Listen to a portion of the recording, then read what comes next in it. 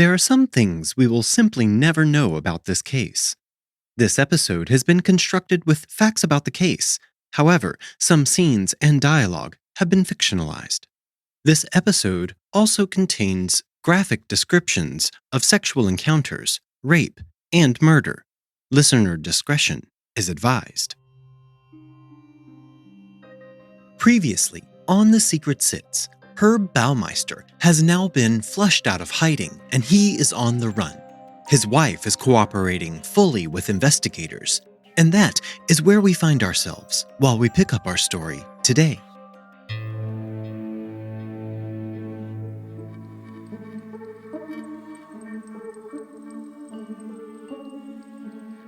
Welcome to The Secret Sits. I'm your host, John Dodson. Join us every Thursday as we uncover the secrets behind the world's most fascinating true crime cases. You can find all episodes of The Secret Sits for free on Apple Podcast, Spotify, or wherever you get your podcasts. And if you like what you are hearing, reach out to us on Instagram and Facebook at TheSecretSitsPodcast or on Twitter at SecretSitsPod. Now, on with our story.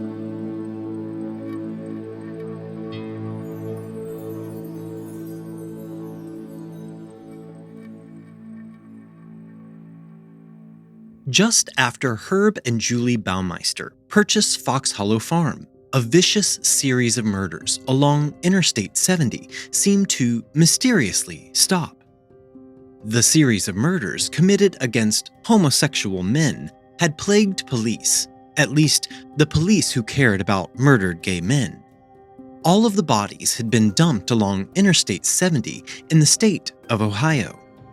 The investigation into what the media called the I-70 murders, or the I-70 strangler, had produced no viable suspects or leads. Now, with the discoveries at Fox Hollow Farm, a prosecutor from Preble County, Ohio, named David Lindloff, felt that his 11 unsolved murders sounded very similar to this new case. Lindloff spoke to investigator Virgil Vandegrift about the case, and Lindloff discovered that Herb Baumeister had made a lot of trips to Ohio during the 1980s. Purportedly, these had been business trips. Julie now believed that her straight Republican husband had actually been a maniac who had been sleeping with men and then strangling them to death right there in her own house while she and her children were away. Julie also now understood why she and her husband had only had sexual intercourse 6 times in their 25-year marriage. And Julie agreed that Herb may have also been the I-70 strangler. So she agreed to help Lindloff with anything that she could. Julie provided the investigators with credit card receipts and phone records from his trips out of state so they could begin attempting to connect the dots. There had been an eyewitness to one of the men's disappearances in Ohio, and this man had sat with a police sketch artist. When Lindloff pulled up the sketch, it was a dead ringer for Herb Baumeister. When the sketch had originally been put out to the public, a man had come forward and told police that the man in the sketch was the man who had offered one of his friends, Michael Riley, a ride home in 1988. Michael Riley's dead body was located the following morning. Representatives from Ohio and Indiana held a press conference announcing a link between Herb Baumeister and the I-70 murders. The fact that these roadside killings ended at the same time Herb purchased Fox Hollow Farm was not a coincidence, and the proof of that was being dug up all over Herb's backyard. The I-70 strangler now simply had his own personal graveyard for his victims.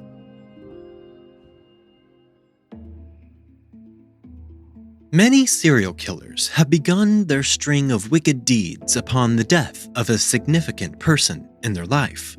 But this had not been true for Herb Baumeister. No, Herb had allowed the dark shadow inside of him to take hold and experiment while Herb was working as a traveling salesman. During this time, Herb's business took him all across 3 states, all along the I-70 corridor. This time in Herb's life was completely opposite from his home life. While out on the road, Herb had very little money, and he chose to stay at the cheapest motels that he could find, the type of establishments one might call a no-tell-motel. He also ate his meals at roadside diners and truck stops. These places were filled with the clientele who accepted Herb's strange behavior, and they laughed at his often off-color jokes and strange remarks. Herb could allow his dark shadow to emerge and take hold on these trips. Herb had fantasies where sex mixed with death. The 2 primordial topics blended effortlessly in Herb's mind. But Herb still never liked being a solitary creature, and he craved companionship. After Herb's first couple of weeks out on the road, he decided to begin picking up hitchhikers, just for the company. This was the 1980s, and hitchhiking was still a popular way for young people to move about the country.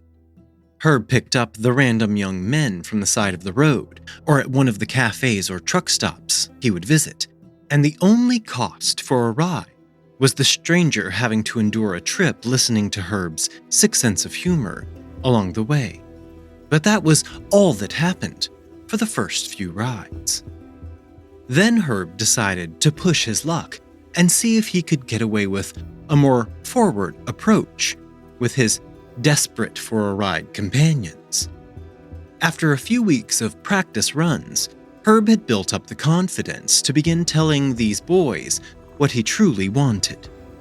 As the next young man approached Herb in his car, asking for a ride, Herb leaned over and looked at the young man and said, "You know that nobody rides for free. You pay for gas or you pay an ass." And wow, what gay porn did you get that line from, Herb? Herb was even shocked at himself as he let the words flow from his mouth. But he could reconcile this within himself because he knew that it was not truly him who was saying these vile things. It was simply his dark shadow, the other vile creature which also inhabited his body that could so easily say these things out loud. Herb laid a sharp smile across his face, and these boys knew that they would not be exiting this car without getting fucked first. And if any of them had their doubts or reservations, Herb was quick to pop open the glove box, revealing the pistol stowed away inside, just within his arm's reach. Every time that Herb picked up a new boy, his confidence grew, and it became easier and easier for him to push their face down to his crotch. They knew what to do from there. Herb did not see these young men as real people. They were simply worthless humans that no one cared about. He felt he could do anything he wanted to them, because no one would look for them or care if they disappeared anyway.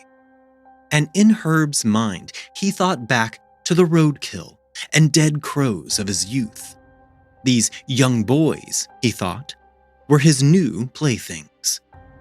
Herb had ventured farther into the deviant lifestyle of erotic sex than anyone in his timid Republican friends group.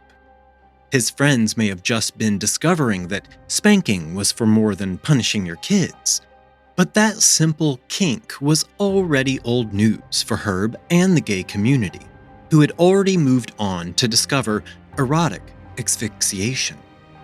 Herb had tried this a couple of times, sometimes by accident, when he was simply attempting to silence a noisy partner in his car. And each time he dreamt how easy it would be to just continue squeezing until the boy would become a lifeless doll for Herb to play with, just what he had always dreamt of. Finally, on one of Herb's trips out on the road, Herb stopped at a gas station, and a boy with long hair and blue eyes walked up to him. This boy had to have still been a teenager by the look of him, and he asked Herb for a ride. Herb told the young boy to crawl in, and they sped away from the gas station. As they headed down the road, Herb decided to forego the pleasantries, and he grabbed the boy by the back of his head and pushed it down to his crotch. The boy did not move until Herb growled at him. "It isn't going to suck itself." After things got going, Herb pulled off of the road. He pulled the boy out of the front seat and moved him to the back seat of the car. As Herb opened the glove box to get a condom and some Vaseline, the boy also got his obligatory glance at the pistol also resting in the glove box. There was little resistance from this boy. Herb figured that this was probably the way this young man paid for many things in his life. The boy participated without any resistance, and Herb leaned forward and hissed into the boy's ear. "You want to have the best orgasm of your life? I learned about this thing, this trick. You cut off your air until you are ready to blow, then you let it all come back. You want to try it? You want the best fuck you've ever had?" In all actuality, it did not matter what the boy's answer would be, because Herb immediately put his long, bony fingers around the boy's throat and began to slowly squeeze. He continued to squeeze tighter and tighter until the boy slumped forward in the seat. Herb did not move. He did not breathe. Everything was still, and Herb waited. He waited to see if the boy would gasp for air and come back to life. It had happened so many times before. But this boy did not gasp for air, and Herb began to trace the sinewy lines of his body with his fingers. He pushed down into the boy's flesh with his fingers, just as he had with his precious dead crows when he was in school. He finally had what he had yearned for his whole life, a new toy. And he had continued playing with this new toy for several more hours. He discovered new pleasures, and he exerted himself as much as he possibly could. After so much exertion, Herb hardly had the energy to push this boy out of his car, and he left him right there where he landed. Just another piece of roadkill, left on the side of the road, Herb thought, and then the dark shadow receded. The bodies along I-70 began to pile up. However, because of who these boys were, or what they appeared to be, homosexual prostitutes, there was little, if any, pressure to solve their murders. When the police put in any effort to solve these cases, some witnesses did come forward. One man had seen a man pick up one of the victims from a truck stop. This man helped to create a sketch of the man he saw pick up the victim. This sketch was unmistakably Herb Baumeister. But Herb was a pillar of the Indianapolis community. It could not have been him. The cases were identified as most likely the work of a serial killer. But at the same time these murders were happening along the I-70 corridor, there was another series of murders taking place. These killings had a very clear MO. The killer would walk into businesses just before closing, when there was only a solo female employee in the store, and they would shoot the woman dead with a .22 caliber pistol. Over the span of 2 months, 5 women and 1 man had been murdered. There had been 2 other attempted murders. However, these women both survived after their would-be slayer's gun jammed. When the police had to decide whether to spend their time investigating murdered homosexuals or murdered white women, their choice was clear. I will say that some, even today, believe that these murders could have also been attributed to Herb Baumeister.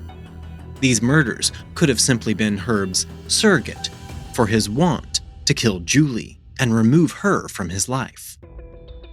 In total, the still unsolved I-70 murders involved 12 victims.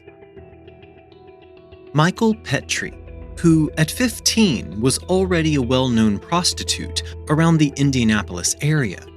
Maurice Taylor, 23, whose mother could not report him missing for 8 months after his disappearance because she was confined to a mental hospital.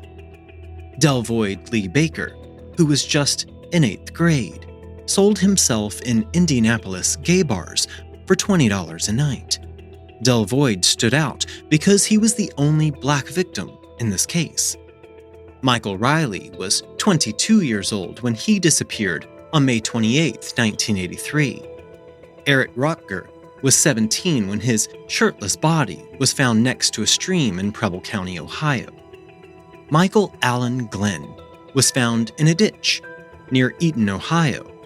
It would take police 3 years to identify him through fingerprints. James Robbins disappeared October 15, 1987. 2 days later, his strangled body was found in rural Shelby County.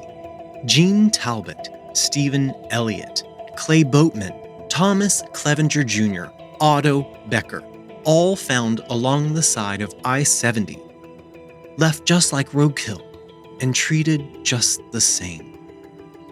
And then, in 1991, just after Herb and Julie Baumeister purchased Fox Hollow Farm, the bodies stopped appearing along I-70.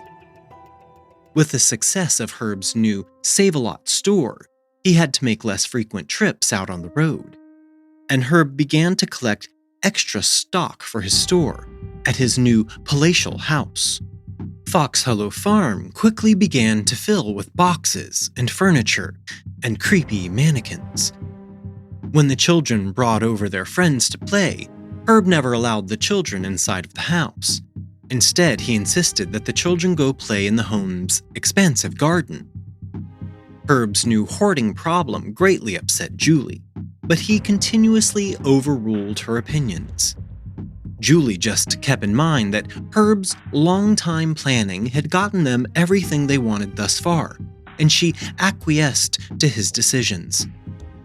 Herb began scouting out locations for a second Save-A-Lot thrift store. He wanted to create a chain of stores, and he possessed the products to fill it. In Julie and Herb's new neighborhood of lavish homes and rich acquaintances, Herb was known as the congenial half of the Baumeister couple. While neighboring children were overplaying with his children, he would often bring the children snacks and drinks while they played in the gardens. Herb had spent a lifetime practicing his cloying, hospitable self, the side of himself he showed to the public, while his dark shadow lingered just beneath the surface. Julie was known in the neighborhood as the harsh one. She hardly left the confines of their house, and on a rare occasion, when a neighbor's child made their way into the house, Julie would shoo them away, embarrassed by the state of their home, still overrun with Herb's treasures from the road. Julie treasured her trips with the children to Lake Wawasee. This is where Herb's mother, Elizabeth, lived, and she and the children could always get away to the lake to stay with her. Julie was not a big fan of Elizabeth's. After all, Julie had received an extremely icy reception from the Baumeisters when she and Herb had initially been married. But anything was better than staying in that big house overloaded with Herb's collections. The house at Fox Hollow Farm was to always be kept to Herb's standards. His megalomania had taken over the house, and each time Julie was away with the children, he took to rearranging everything in the house to his unique requirements. By this time, Herb had also developed quite a taste for cocaine. He had had some experience with the drug when he still frequented the gay club scene, but it was quite pricey. Now, with Herb's successful business going strong, he could afford to purchase the drug for his own recreation. The combination of cocaine and an empty house all to himself, while Julie was away with the children, gave Herb the perfect environment to do what he had dreamt of his entire life: kill in the comfort of his own home.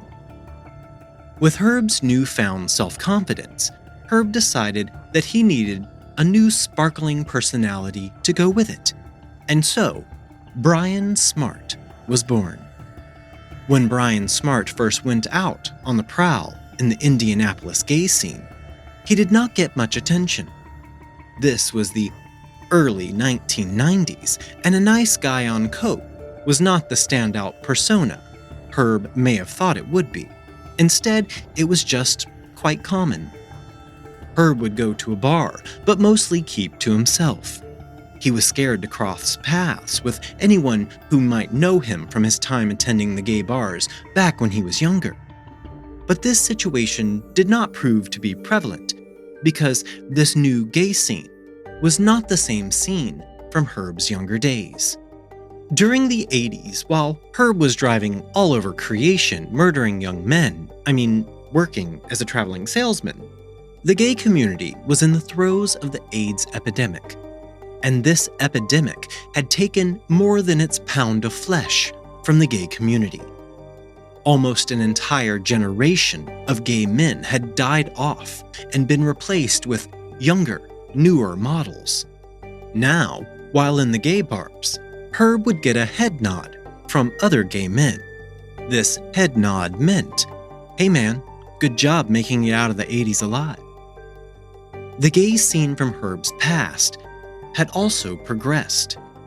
In the 70s, flamboyant drag queens had ruled the roost, but now they had faded into the background of the clubs. Taking their place were S&M fans clad in leather, sporting mustaches and bulging packages. The common gay guy was now tanned and muscle-bound. This was a brand new generation of gays. These new young men hardly threw Herb a passing glance. Jeff Jones was 31 years old, the age where you find yourself, too young to be old, but too old to be young. Jeff hated to be alone, and so he still came out to the clubs. He lived alone, and all of his bills were paid. He was not responsible for anyone but himself. On this night, while out in the club, Jeff Jones met Brian Smart. He was across the room when their eyes met. Brian made his way across the room and offered to buy Jeff a drink, so Jeff accepted. The two men stayed there, at the bar, for the rest of the evening, chatting and getting to know one another. Jeff thought that this guy was not hot. He was also kind of awkward, but he did have some positive qualities. He was a great listener. In fact, Brian Smart had quickly prompted Jeff into telling him his entire life story over the course of just a few hours. Another contributing factor was the endless supply of drinks, all paid for by Jeff's new friend Brian. As the night waned on, the young, hot gay guys in the bar made their choices for the night and slowly disappeared from the club. Brian looked at his new prey and asked him if he wanted to get out of the club. "I've got a place just outside of town. The night is still young." In that moment, Jeff's youthfulness returned. Not sure if it was the man or the alcohol, but he reached out and grabbed Brian Smart's hand, and they left the club together. Both men climbed into Brian's car, and Brian sped out of the city so quickly that Jeff was having trouble even telling where they were going. As they drove out to the suburbs, Brian became generous with his supply of coke, and soon both men were flying, giggling at nothing and everything all at once. Don't do drugs, kids.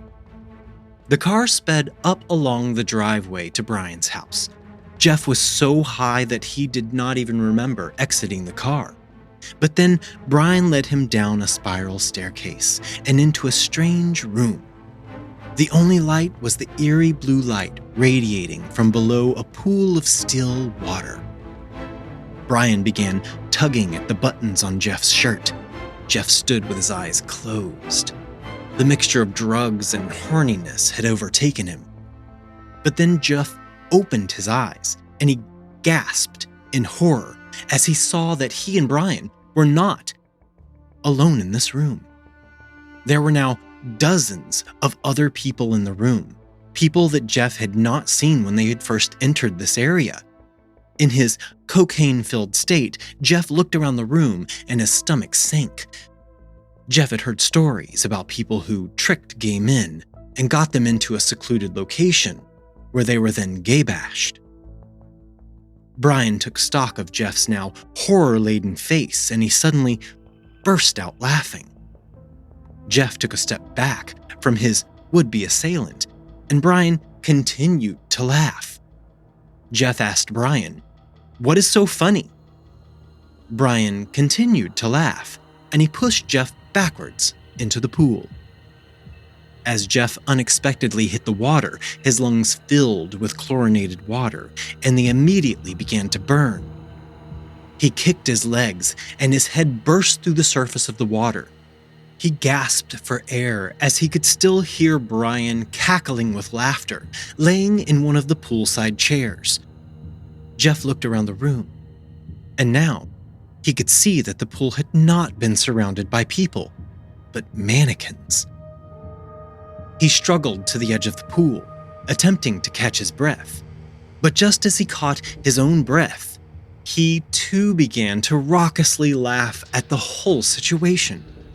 Jeff recovered from this scare, and he began to float in the water. Brian made his way to the edge of the pool, and he laid down on his stomach, just at the edge of the pool. Jeff floated over, so he and Brian were face to face. Brian traced the contours of Jeff's face. Brian said, "You want to see something really funny?" Jeff nodded yes, and closed his eyes in anticipation. Brian's hands continued to caress Jeff's face until they found themselves around the man's neck, and Brian began pushing down. Jeff's entire body once again found itself underwater, and when Brian did not let go, Jeff realized that this was no joke. His arms flailed about in the water, and Brian smiled at him through the water.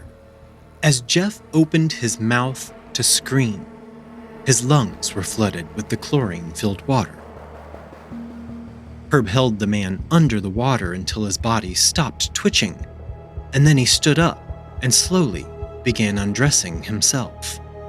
He neatly folded each piece of his clothing, and he placed them on the end of one of the pool chairs.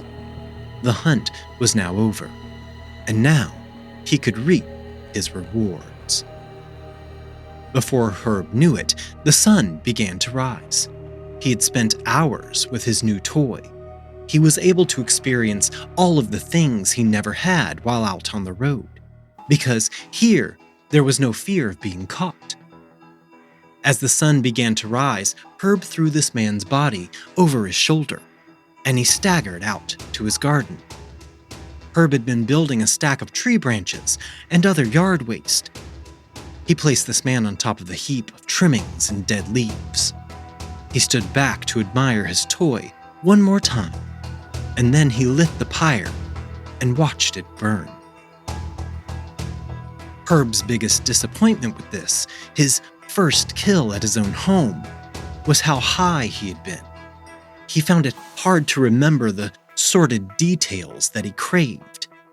He made a note not to do that again next time. Next time, he needed to be less high so he could remember the details he wanted to remember every single moment. The problem now was that he was killing real people.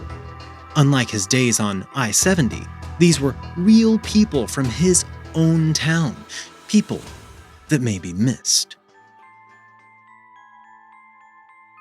Alan Broussard was supposed to be meeting his boyfriend at the gay nightclub Brothers, but he was running late. He circled the building attempting to find a parking spot, but this was a Saturday night in the middle of summer and the club was packed. The patrons had now overflowed out onto the street in front of the club as well. Finally, after circling around the parking lot several times, Alan found a parking space. He exited his car and began snaking his way through the parked cars to the club's entrance. As he passed one car, a man's voice pierced through the darkness. "Someone's in love." Alan spun around to find a car occupied by a nondescript man. The man invited Alan into his car for a quick line of coke. As Alan entered the car, the man began to drive away. This took Alan by surprise, and he protested. His boyfriend was waiting on him. He had to go inside. But this man said they just needed to drive around so they would not get caught snorting coke outside of the hottest gay club in town. He didn't want to go to jail. But all of this was just a ruse, and this man, who introduced himself as Brian Smart, quickly drove out of town with his new victim. Alan's boyfriend waited on him to show up at the club, but Alan would never show up anywhere again. After Herb spent hours gratifying himself with this newfound toy, he once again needed to dispose of the body. But this time, he lacked the pyre built of garden trimmings and tree branches, so he had to use more fuel. Because of the added gasoline, this fire burned hotter than the last, and Herb was left with less to dispose of when the raging fire subsided. He did not even bother to try and dispose of the ashes. The coming rain would wash them all away anyhow. Roger Goodlett was well liked around the Indianapolis gay community. He had a modicum of casual friends, and his mother was his closest confidant. Roger's father had slipped farther and farther from his life as he became an adult. Roger was the dirty little secret in the family, as many gay people find themselves. While at the club, Roger found himself in the presence of another man he had seen around, but he had never officially met, Brian Smart. The two enjoyed casual conversations, and all of their drinks were placed on Brian's tab. After a couple of hours of conversation, Brian reached out and took Roger's hand. "Let's get out of here," Brian said. Roger was a little taken aback. "So soon?" he asked this newfound acquaintance. Brian just smiled at him and said, "I've got a lot of plans for you. I need the extra time." After Herb had finished with Roger Goodlett, he knew that Julie would soon return with the children. He stopped going to the clubs and spent his time prepping Fox Hollow Farm for their return. As Julie and the children returned to Fox Hollow Farm from their summer trip to Elizabeth Baumeister's condo at the lake, the overwhelming house was still packed to the gills with stuff everywhere. Herb's hoarding problem had evidently not improved during Julie's time away. The things Julie had liked about Herb when they had met in college now drove a wedge between the couple. Herb just followed Julie around the house all of the time. He attempted to act like they had a normal relationship, but even Julie knew it was just a facade. She saw nothing inside of her husband except a black void, a body that lacked any real human emotions. Now, Julie's favorite part of life was when Herb was gone on business trips, or she and the kids were at his mother's condo. And there were other aspects of their lives that Julie could not understand. The pair were still staunch Republicans, but their ideals and values seemed to differ greatly. Julie thought that poor people in this country needed to pull themselves up by their bootstraps and make a better life for themselves. But Herb seemed to wallow in their misery. It was as if he enjoyed their suffering. Julie held contempt for those on the outskirts of social norms. But as news stories broke about missing and murdered gay men, Herb watched the stories with an absolute fascination. The children had grown to an age where they began seeing some of their father's odd behavior. Now Herb's jokes, pointed at the children, would bring them to tears rather than eliciting laughter. Herb grew more and more distant at home, and his Save-A-Lot stores declined in popularity. With Herb's watchful presence almost gone, the stores turned into just any other thrift store. The most Herb could muster was to drive into town every few days, yell at the staff for not upholding his standards, and then he would leave again. This did not inspire the staff, and with the decline of their morale also came the decline of the store. Julie was over her living situation at this point, but she stayed on as a dutiful wife. The first real test of Julie's faithfulness to Herb and her ability to lie to herself came in the late spring, just a couple of weeks before she and the children would flee their hell house once again for a trip out to the lake to stay with Herb's mother. Eric was out playing in the orchard, giving Julie some much-needed peace in the house. But then, Julie heard Eric tearing up the gravel path outside of the back door. Julie had just a moment to roll her eyes that the boy was already coming back to the house, and she plastered a fake mom smile on just as the door burst open. "Mommy, look what I found!" Eric shouted. And as Julie's eyes focused on what her son was holding in his hands, she realized that he was holding a human skull. Julie stared at her son, speechless. "Do you think it's from olden times?" Eric asked casually as he walked across the kitchen and placed his newfound treasure on the kitchen counter. "Everybody from olden times turned into skeletons. That's what they said in school. Was it the people who lived in the house before us?" Julie slowly took a few steps toward the skull, now taking up residence on her clean kitchen counter. "Where did you find this, Eric?" she asked. "Out in the trees. There are lots of bones there, maybe a whole person," Eric said casually. Julie slowly took in a deep breath, looked down at her son, and said, "Show me." That evening, Herb returned home to a curiously silent house. He wandered through several rooms of the quiet home before entering the kitchen, where he found Julie sitting with a series of darkened bones displayed on the kitchen table.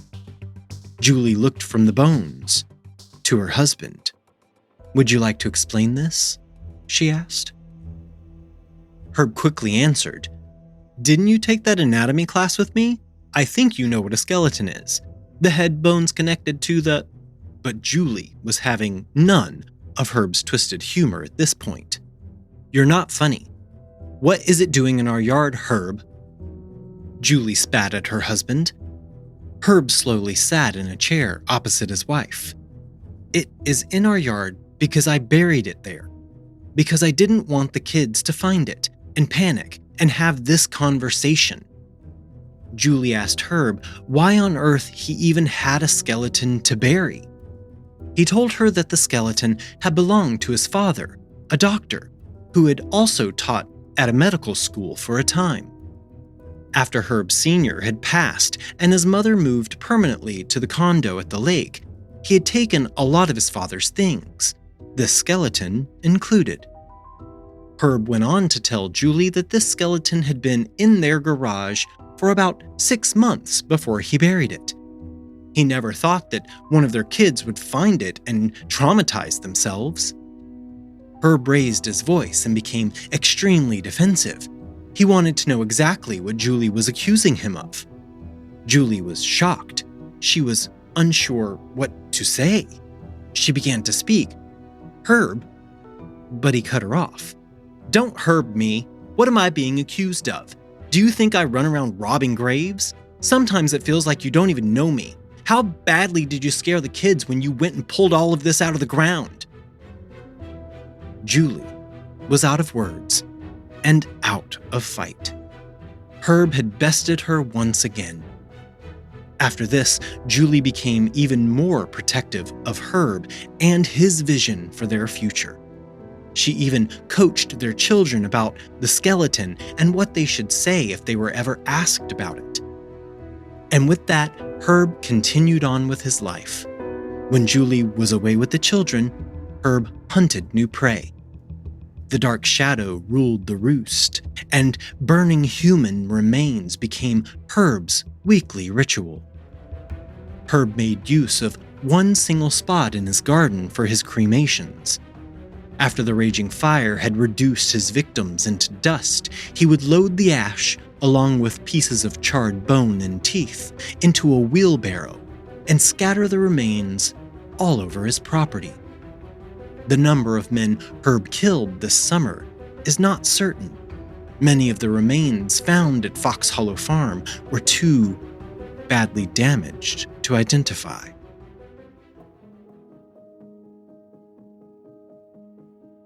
So now, here we are, back at Herb's mother's condo. The police have just shown up to take Eric back to his mother, and Herb took this as his window of opportunity to create even more space between him and his quickly deteriorating home life. He informed his mother that Julie had filed for divorce. He then said that he needed to travel back home to speak to Julie about this, and he walked out of his mother's house. After this, Herb Baumeister was only seen alive one more time. A Canadian trooper spotted a car sitting by a bridge. He approached the car and observed a male sleeping in the driver's seat. He tapped on the car window and stirred the man from his slumber. The officer saw some luggage in the back seat, and on the passenger seat there was a cardboard box containing video cassette tapes. The officer told the man to move it along, and the man started his car and drove off into Pinery Park, which is located near Ontario. Here, in the quiet stillness of the park, Herb Baumeister wrote a 3-page letter. In this letter, Herb stated that his failing marriage, his failing business, and other external factors would be the cause of his suicide. Herb still did not admit to his crimes, nor did he mention or recognize his homosexuality. Herb then ate a peanut butter sandwich and placed a gun to his forehead and took his own life. The video cassette tapes observed by the trooper have never been located. Julie Baumeister assisted Detective Mary Wilson and the Indianapolis Police Department with their investigation. The team went through all of Herb's receipts from his time on the road, and they matched dates and places to many of the murders at Fox Hollow Farm, as well as the I-70 murders, even to some of the women who had been shot dead in retail stores. Virgil Vandegrift was given commendations from the city for his work on this case, and then he returned to his normal life as a private investigator. By the end, Virgil had run out of resources to help complete the investigation. But one final piece of this puzzle that has always fascinated the seasoned detective was this. Herb's brother, Richard Baumeister, died in Texas in the midst of Herb's killing spree. Richard's death happened when we know Herb was not in Indianapolis. There was never proof that Herb visited his brother during this time, but Herb's hunting ground, one of the interstates Herb traveled on frequently, led almost directly to Richard's front door. For Virgil, Richard's death seemed hauntingly familiar. He was murdered as he was laying in his outdoor hot tub. He'd been asphyxiated with a piece of garden hose. The police still have no suspects or leads in Richard's case. We dance round in a ring and suppose, but the secret sits in the middle and knows.